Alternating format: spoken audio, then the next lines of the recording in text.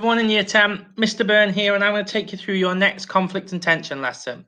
But as always, we're going to start with medicine revision. So how did these people impact surgery? I'd like to know about James Simpson, Semmelweis, and Joseph Lister.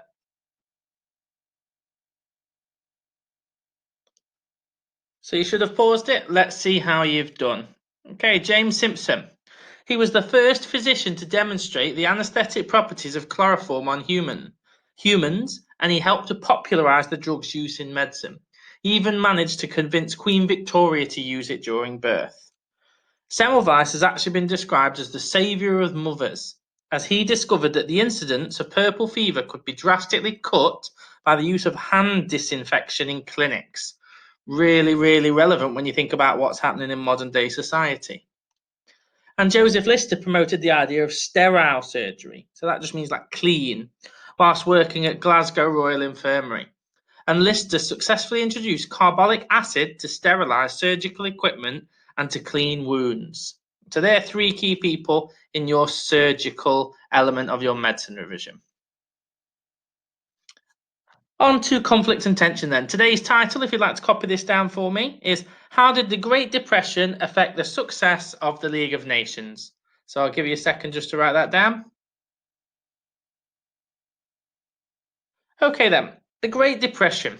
In the 1920s, America was experiencing a boom. So that's like a massive area of success.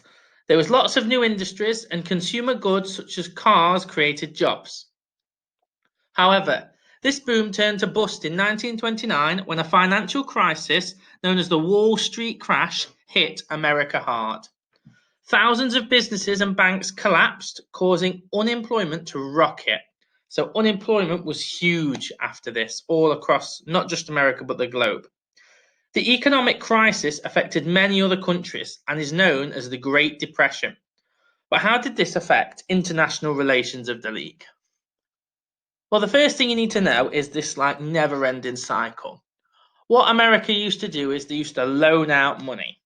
However, after the Wall Street crash, they could no longer loan out that money. So less money was available. And that meant industries contacts were reduced to short time, which just means there was less jobs available. So less job means more unemployment. More unemployment means that some people have to charge tariffs to try and protect the industry they've got. And that leads to a reduction in international trade. And that leads to less profit. And less profit means to less contract, and the circle continues to go round until we have millions and millions of unemployed people across the globe. Okay? So it's a huge thing, not just in America, but across the globe. And what we need to think about is how the leaders reacted. So, what I'd like you to do, as I go through all of these examples, I'd like you to name the country that I'm going to tell you, and I'd like you to write down some information of how they reacted to the Great Depression. So, we're going to start over here with the United Kingdom. Britain suffered high unemployment. It was not willing to get involved in sorting out international disputes while its economy was suffering. That's big because the UK are a big player in the League of Nations. Okay, so that's the United Kingdom. Second, then, for your notes, let's go down to France. Worried about the changing situation in Germany, France began building a series of frontier defences on its border with Germany. Again, France, a key player in the League of Nations, and it looks like instead of demilitarizing, they are remilitarizing with their strategy here. So, if we're going to talk about Germany, let's see what they said. In Germany, unemployment and poverty led to people electing the Nazis. So the Great Depression was a key reason the Nazis managed to get lots of support and get power. They promised to solve the economic and social problems created by the Great Depression.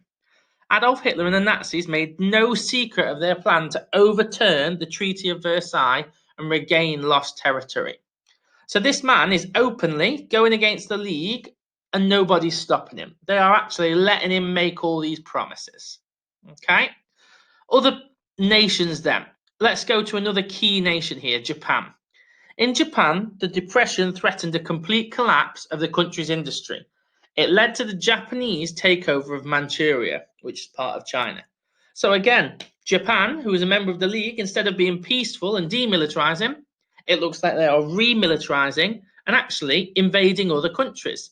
doesn't look like a peaceful, peacekeeping nation that should be part of the League, especially not a leading member of it.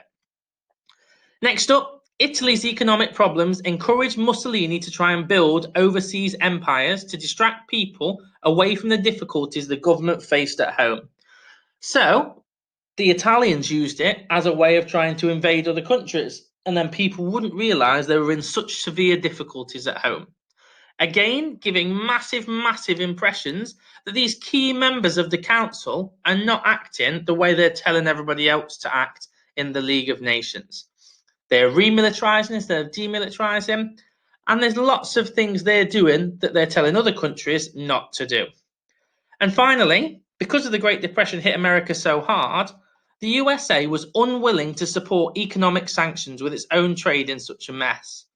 And all that means is sometimes when a country misbehaved, we would stop trading with them. So we would stop selling them goods to get them to behave properly. However, America decided because they were in such a financial crisis, they would still sell their goods to anybody that wanted to trade with them. So if the League said, oh, let's not trade with that nation, they could just go to America because America was still willing to trade to try and get money to recover its economy. So I'll give you a moment to just pause the video and get any notes down that you needed to.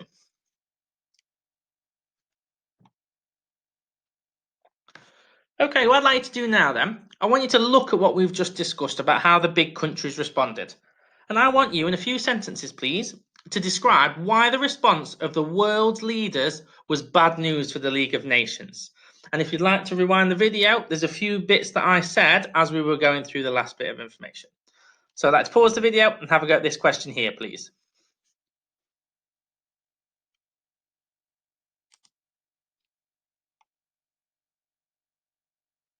Following on from that then, your teacher should have attached a Great Depression worksheet. And what I'd like to do is 3 tasks that are on that worksheet. First of all, I'd like you to colour code the statements into 2 categories, either a big impact on the League or a small impact on the League. And I'd like you to use your key here that's on the sheet. Then I'd like you to rank them in order of importance, how big an impact they're going to have on the League. 1 is most important, it's really going to affect the League, and 12 is not that important, not really going to affect the League. And then in this box at the bottom here, I'd like you to have a go at number 3. Explain why you thought number 1 was the most important reason or the biggest impact that it was going to have on the League of Nations. So again, I'll pause and give you time just to have a go at those.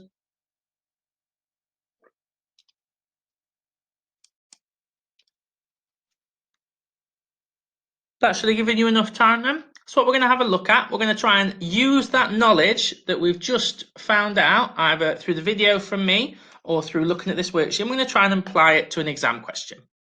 So what I'd like you to do, I'd like you to write this exam question in the blue box here, and then I'd like you to have a go at bugging it, please.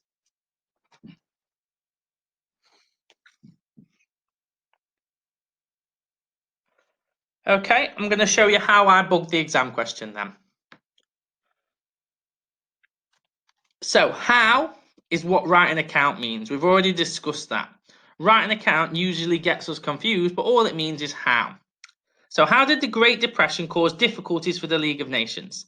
So we need to know about the Great Depression, we need to know about the difficulties it caused, and the impact it had on the League of Nations itself. On the write an account question, I've got a few bits of advice for you because a lot of people do the same things and get the same mistakes every time. This is not a tell me a story question. It's not tell me everything you know about the difficulties that the League had because of the Depression. What it wants you to do is it needs you to think about cause and consequence. What caused made things happen? What consequence happened because of it? So, for example, a cause of the Great Depression was the Wall Street crash, and a consequence was Germany elected the Nazis who are going to go against the League and give the League problems. Okay, so that's something you could use in your question here. So you're looking at cause and consequence. And again, we've looked at the cause in that first bit with me, and the consequences was on that second sheet that you've color coded. And what I'd like to have a go at, I've put some key words that I would use in this article or this question in this box here. So if you can use these answers in your answer, it will push you into the higher grade boundaries.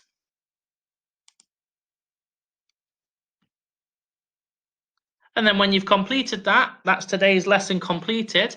And what I'd like you to have a go at, please, I'd like to have a go at sending that to your teachers once you've completed it so we can mark it. One thing I'll say from looking at some of mine is do not rush this question. We're looking at 2 full paragraphs, so 2 bits of consequence of what happened, and then an overall conclusion. So you're looking for 2, maybe 3 paragraphs minimum for this question. I don't want anybody sending in just 1 sentence. You really need to show off your knowledge, and you can rewind the video, or you can use that worksheet to help you build up your answer. And then once you've done that, send it to myself, Mr. Solway, or Mr. Bentley to have a look at and mark. Stay safe, everybody. Bye.